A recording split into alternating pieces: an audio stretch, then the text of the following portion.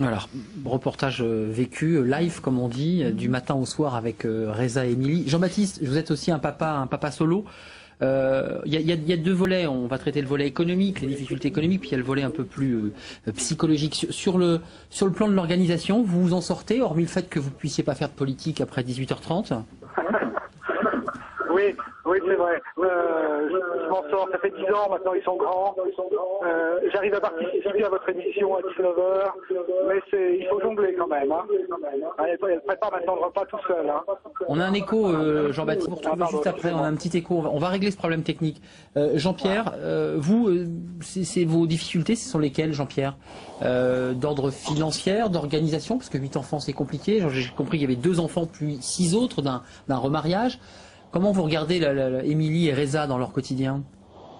Je trouve que c'est un peu très dur pour eux par rapport à moi. Parce que le point de départ de l'éducation dès le bas âge. Moi j'ai commencé à travailler depuis mon enfance. J'ai vécu ça aussi avec mon grand frère qui était marié et divorcé. Ça fait que ça m'a donné beaucoup de leçons.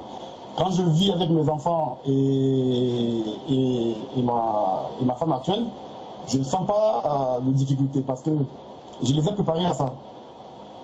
Les enfants, donc, ils ne sont pas perturbés. Quand comme on le dit, parce qu'en Afrique, on ne prononce pas le mot demi-frère ou demi-sœur. Pour nous, c'est frère et sœur. Il n'y a pas de demi, et donc ça ne se pas. Et quand ils viennent à la maison, on se retrouve à 10, parce qu'il y a 6 gosses, 6 plus 2, et moi et ma concubine, ça fait 10. Merci Jean-Pierre. Même pour les mêmes raisons que Jean-Baptiste, on vous retrouvera juste après. On va régler le problème de son.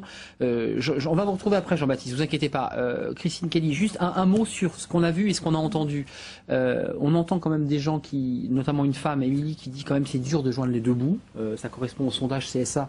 On voit quand même qu'il y a soit on n'est pas dans la monoparentalité et on a peur de plonger dans la monoparentalité, ou alors on est dans une situation de monoparentalité et la situation économique est pas simple. C'est ça la grande typologie? C'est même pas ça, c'est pire que ça. Elles deviennent dingues, c'est-à-dire qu'effectivement, joindre les deux bouts, déjà on est à 2, on paie ensemble le loyer, on est seul, on paie seul le loyer, comme disait Delphine Bateau.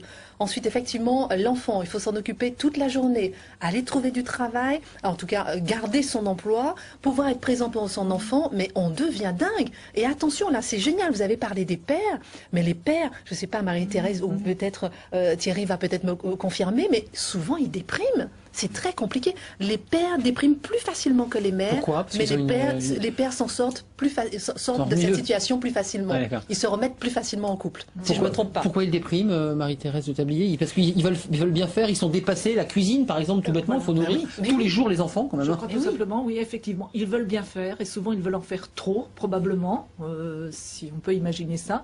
Et ils se retrouvent dans une situation de stress absolument difficile à surmonter. Ça, c'est probable. Delphine Bateau, sur ce volet-là, on abordera la question aussi économique, parce qu'il faut quand même apporter des solutions. Je crois que dans votre colloque, il y a aussi la volonté de se projeter, de faire des propositions concrètes. Comment vous regardez la situation de celles qui ont peur de basculer dans la précarité? Et puis Émilie qui dit, moi je m'en sors pas, je vais m'attendre qui paie les vêtements de mes enfants, mais je m'en sors pas. Le constat, c'est que même avec un salaire correct, effectivement, c'est très dur.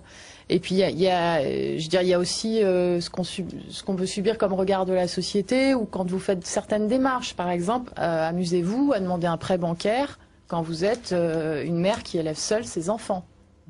C'est considéré comme une situation instable, et donc vous aurez d'énormes difficultés à avoir un prêt bancaire. Alors que vous en avez le plus besoin. Exactement. Mais j'ai lu d'ailleurs que ces femmes cumulaient souvent des CDD, des emplois précaires, des petits boulots, que c'était assez compliqué, alors c'est encore plus difficile. Oui, il y a une situation de pauvreté pour une grande partie d'entre elles. Pas la majorité, mais une grande partie, et puis effectivement de précarité, de précarité avec les problèmes aussi de temps partiel. Subi, et de la difficulté d'arriver à tout concilier.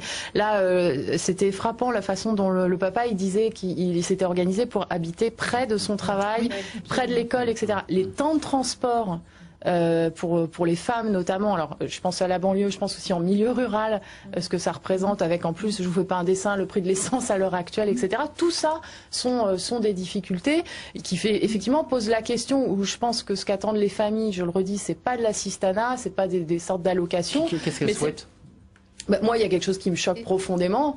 Si vous êtes une mère de famille célibataire non imposable, la demi-part fiscale de l'enfant que vous avez à charge ne vous rapporte, entre guillemets, rien. Vous n'avez pas d'aide par le biais de la fiscalité de l'État. Vous êtes un cadre supérieur qui a la demi-part fiscale, ça vous fait économiser 4 000 € d'impôts par an. Là, il y a quand même quelque chose qui tourne pas rond, je pense, dans notre système fiscal. Il faudrait qu'elle puisse bénéficier encore de cette demi-part. Non, il faudrait remplacer la demi-part fiscale, je pense, par un système de crédit d'impôt par enfant, où ce serait le même montant pour tous les parents, pour tous les enfants, oui, et indépendamment que en fait les enfants soient pas un système pour gagner des réductions d'impôts quand on est riche, parce que c'est à ça que ça revient aujourd'hui, alors que quand on n'a pas de moyens, qu'on est un parent seul, célibataire n'est pas le mot exact, qu'on est un parent seul, eh ben on n'a pas d'aide de l'État. Thierry Viderameau et Christine Kelly, pour vous entendre, simplement, je comment ça se projetait déjà. Vos propos, c'est une galère.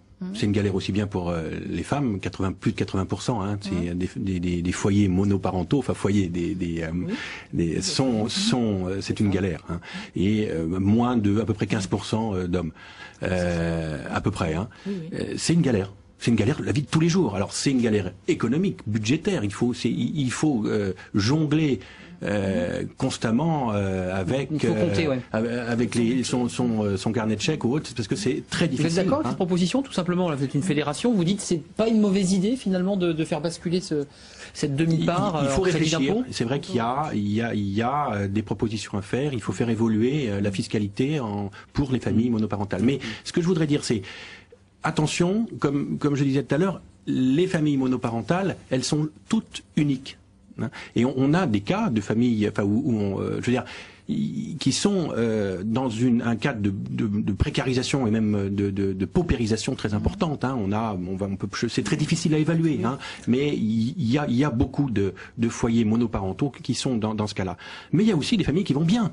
Hein. Et donc, on peut aussi associer avec ça, avec des couples qui vont très mal aussi. Et l'ensemble des familles, C'est pour ça que, et en même temps, pas faire d'exclusive et pas de stigmatiser ces familles-là. On le voit dans l'école. Moi, j'ai été pendant plus de 20 ans enseignant directeur d'une structure de réinsertion.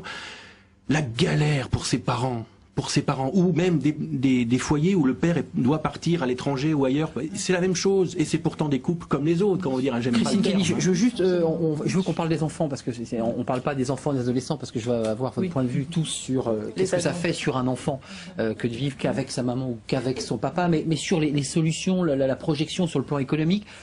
La Fondation réfléchit déjà à des pistes, à des réflexions sur la fiscalité, sur l'organisation. Alors, deux choses. Déjà, la première chose dont la Fondation a vraiment conscience, c'est que, effectivement, comme disait Thierry Vigor, c'est la multiplicité des situations. C'est-à-dire